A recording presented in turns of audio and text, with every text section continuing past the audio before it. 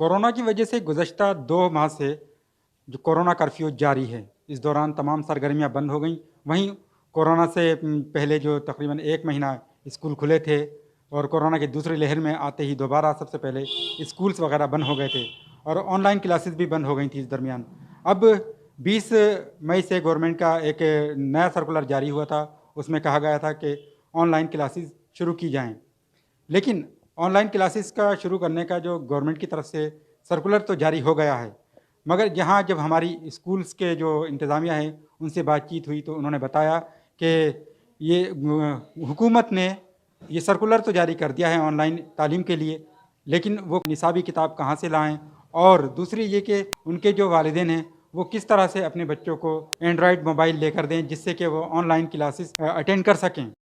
यही कुछ मसाइल इनके जो परेशानियों से गुज़र रहे हैं, उन्हीं में से एक स्कूल है आज़ाद हिंद पब्लिक स्कूल और उसके हमारे साथ डायरेक्टर मौजूद हैं जावेद निज़ामी साहब। आइए हम जावेद निज़ामी साहब से बात करते हैं और जानते हैं किस तरह की परेशानियों से ये स्कूल्स गुज़र रहे हैं। जावेद निज़ामी साहब, आपका ईटीवी भारत में खैर मकदम।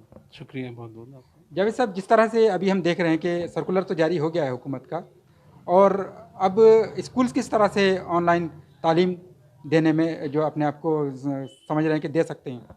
देखिए सबसे ज़्यादा दिक्कत जो आ रही है वो ये आ रही है कि अगर हम सारे बच्चों को पहली चीज़ तो ये कि सारे जो पेरेंट्स हैं उनको हम 3 कैटेगरी में बाँट सकते हैं। पहले वो लोग जो बहुत ही वेल टू डू फैमिली से बिलॉन्ग करते हैं, यानी वो बच्चे जो जिनके घर के हालात बहुत अच्छे हैं, उनके पास तो कोई दिक्कत नहीं है, उनके पास एंड्रॉयड फ़ोन भी है, सेपरेट एंड्रॉयड फ़ोन है उनके पास।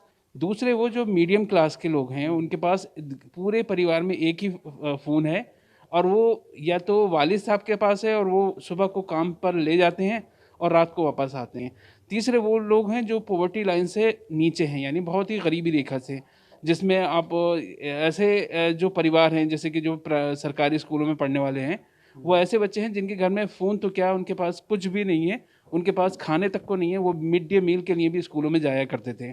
तो अगर हम सारे बच्चों को 3 कैटेगरी में बाँटें, तो सबसे ज़्यादा जो दिक्कत आ रही है वो मिडिल क्लास फैमिली से बिलॉन्ग करने वाले बच्चे या फिर जो बिलो पॉवर्टी लाइन के जो बच्चे हैं, उनको दिक्कत आ रही है। और दिक्कत क्या है? सबसे पहली दिक्कत है फ़ोन की। और फिर दूसरी दिक्कत है कि लॉकडाउन की वजह से जो फैमिलीज़ बहुत ज़्यादा फाइनेंशियली वीक हो गए हैं, उनके पास इतने हालात नहीं हैं कि वो उसे रिचार्ज भी करा सकें। दूसरी चीज़ जो सामने आ रही है वो ये है कि इस लॉकडाउन की वजह से सारी शॉप्स बंद हैं। तो अब उन्हें बुक्स अगर या स्टेशनरी लेनी है तो वो मार्केट में जाएँ तो वो सारी दुकानें बंद हैं। तो इस वजह से ऑनलाइन क्लासेस का जो ये फरमान सरकार ने जो जारी करा है, उसमें हम स्कूल वालों को बड़ी दिक्कत आ रही है कि हम किस तरह से ये ऑनलाइन क्लासेस चलाएँ। तो कुल मिला के अगर हम ये कहें कि जो स्कूल की जितने भी बच्चे हैं, उस इस ऑनलाइन क्लासेस से 100% मुस्तफ़ीज़ नहीं हो पा रहे हैं। मुश्किल से 50 और 40% जो बच्चे हैं, वही मुस्तफ़ीज़ हो पा रहे हैं। बाकी 60% से ज़्यादा बच्चे जो हैं, महरूम हैं। ऐसे में क्या हो सकता है आपके नज़दीक, कोई ऐसा कोई मैकेनिज़्म बन सकता है जिससे बच्चों की पढ़ाई जारी रह सके? अगर उनके पास कोर्सेज़ वगैरह भी नहीं है, मोबाइल भी अवेलेबल नहीं, तो वो क्या तरीका अपनाया जाए जिससे बच्चों की तालीम जारी रह सके?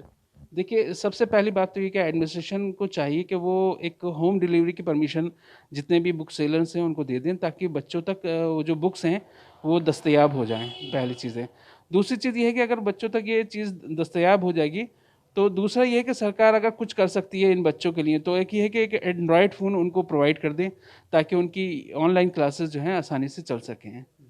शुक्रिया बहुत-बहुत। तो ये थे हमारे साथ जावेद निज़ामी साहब, जिन्होंने हमसे बात करते हुए बहुत सी बातों का ज़िक्र किया और बताया कि किस तरह से उनको जो दुश्वारियों का सामना करना पड़ रहा है। इसी तरह से हमने बच्चों के वालिदैन से भी बातचीत की और आप ये सुनिए इन वालिदैन ने हमसे बात करते हुए क्या कहा। हमारे बच्चों को तो पढ़ने में भाई बड़ी परेशानी हो रही है।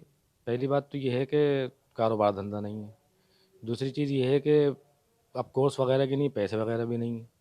अच्छा अगर हैं भी तो फिर पैसे का जुगाड़ कहीं से कर लो या करो उधार ले लो, बच्चों को तो पढ़ाना ही है। तो अब लॉकडाउन है, अब कोर्स कहाँ से लेकर आएँ? अब ये ऑनलाइन का सिस्टम है तो अब हमारे पास तो मोबाइल भी नहीं है, कीपैड मोबाइल है हमारे पास। तो हमारे बच्चे तो कैसे पढ़ेंगे? तो ये तो हमारी समझ में थोड़ा बहुत मुश्किल में हम। ये जो गवर्नमेंट ने करा है तो ये सोच समझ के करना चाहिए था कि इसमें कुछ लोग ऐसे भी हैं जो बेचारे बहुत ही ज़्यादा हालात टूट गए और पैसे नहीं है तो कैसे पढ़ाएंगे बच्चों को। अब हमारे पास कीपैड मोबाइल है, अब हम 8,000 रुपये का या 10,000 रुपये का मोबाइल कहाँ से लेकर आएँ? बच्चों की कोई बुक्स वगैरह नहीं है, कॉपी वगैरह नहीं है, उसको लेने के लिए भी पैसे होने चाहिए। सब कारोबार सब बंद है हमारे। अब ऑनलाइन भी पढ़ाने के लिए पेरेंट्स भी तो पढ़े होने चाहिए सर। जब पेरेंट्स ही पढ़े लिखे नहीं होंगे तो कैसे बच्चों को पढ़ाएंगे? बच्चे ऑनलाइन कैसे पढ़ लेंगे? सब काम तो पेरेंट्सों को ही करना है ना। अब लॉकडाउन की वजह से सब कारोबार सबके बंद पड़े हैं। पिछले साल भी सब यूं ही बर्बाद हो गया, ये साल भी यूं ही बर्बाद हो गया बच्चों का। तो नाज़रीन, आपने देखा कि इन बच्चों के वालिदैन ने भी अपने जो दुख दर्द बताए, किस तरह से बताए और ये क्या बता रहे हैं, ये आपने सुना। तो बहरहाल ये जिस तरह से हुकूमत की जानिब से ये सर्कुलर तो जारी हुआ है, और लेकिन इसके साथ साथ जो दुश्वारियाँ वालिदैन को और स्कूल इंतज़ामिया को उठाना पड़ रही हैं, वो अपने में एक अलग सी दुश्वारियाँ बनकर सामने आ रही हैं।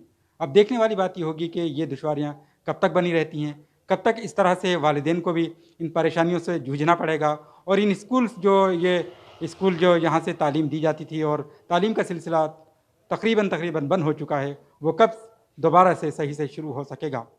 ईटीवी भारत के लिए रामपुर से अबुल कलाम।